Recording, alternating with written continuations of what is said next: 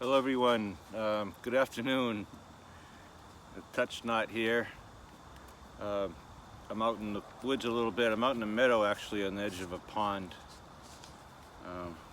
Little trail behind me here. It's Shaw month starting today. September is Shaw month for the Touch Knot channel on YouTube and the Clanhatton Association channel.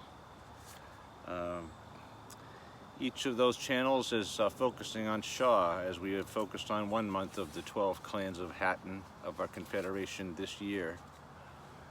One per month is the genius idea I came up with, I guess. I think it was pretty easy to do, but at any rate, silly as it is, it's 12 and 12 is simply what it is, and that's what it is, and that's what we're doing.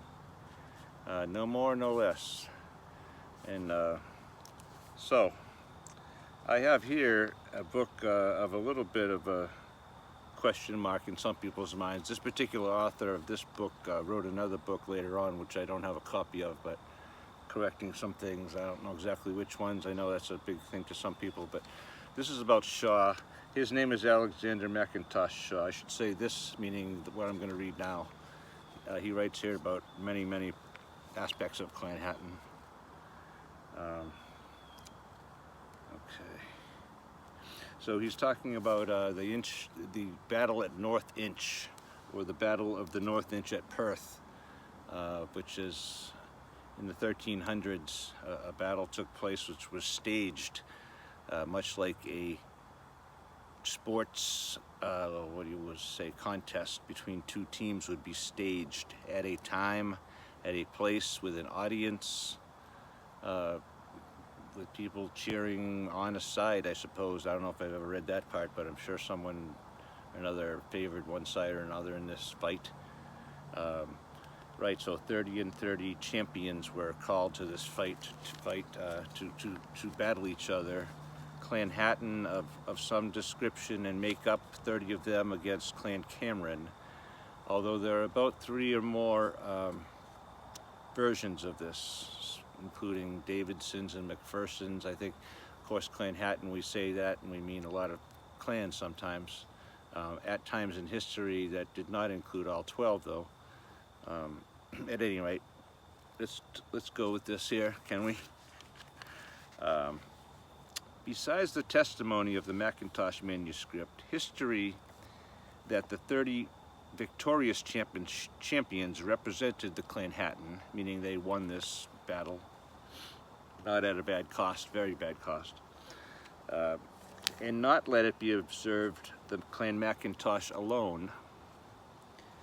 The various branches of the sept of Shaw of Rothamercus, even those whose migrations carried them furthest from the cradle of their race, have a distinct tradition that their progenitor was the leader of the victorious party, and that this party belonged to Clanhatton.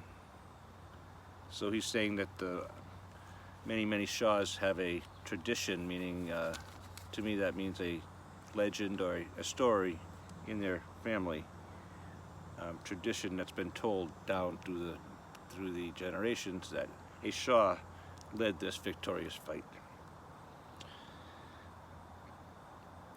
The tradition held by my own branch, the author now, Alexander McIntosh Shaw, that of Tordarroch, which is corroborated in its main points by the traditions of the Shaws in Strathspey and Forfarshire, is that Lachlan, chief of the Mackintosh, being too old and infirm to take the field in person, deputed would be how to say deputed, right? Made him a deputy. His kinsman Shaw More in quotes, M-O-R, a warrior of tried valor and established renown, to fill his place, in that, as a reward for the victory which he obtained, Shaw was presented by the chief with the lands of Rothamercus, which we know today to be the name, the title of one of the groups of Shaws, right, of that place. And they were not always of that place. They're saying that that title became a fact after that battle. It was the reward or the result of that battle.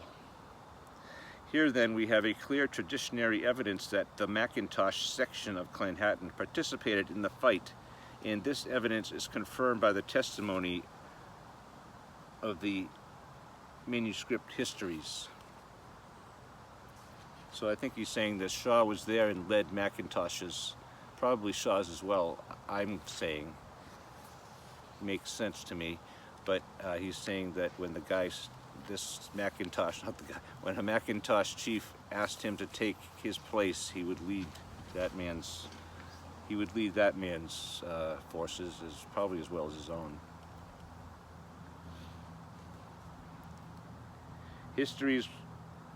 These histories were compiled within 100 years after the battle.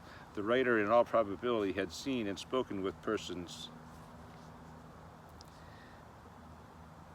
who had been alive in 1396, possibly even with some who had actually fought in the battle.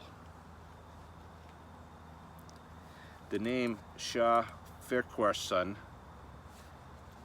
gives to one, which Wintown or the St. Andrew's records gives to one of the leaders, seems still further to strengthen this traditionary evidence. Now I'm hearing a couple of clans there, folks. What are you hearing in this? Shah Farquhar's son. It says S-C-H-A, one word, and then F-E-R-Q-W-H-R-I-S, Farquhar's dash hyphen son. Shah Farquhar's son. Shaw is a name almost peculiar to certain branches of Clan Hatton during the 16th and 17th centuries, and was, there is little doubt, entirely confined to the McIntoshes in the 14th and 15th centuries. Then, with regard to the Farquhar's son, nothing is more likely than that the name of the great chief of the early McIntoshes, Farquhar, descended as a patronymic even as far down as his grandson's grandson, Shaw Moore, who had an especial claim to it, having shown himself a worthy descendant of the distinguished chief. So that's a little bit of Shaw for you folks this afternoon out in the beautiful sunshine in Shaw Month.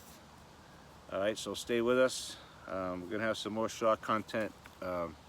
Cindy McIntosh and myself will likely get together for Cats and Coffee. We haven't done that in a little while, so look for that. And I'm not sure what else she has going for Shaw. And I don't know what I have going for Shaw yet either. I have quite a bit of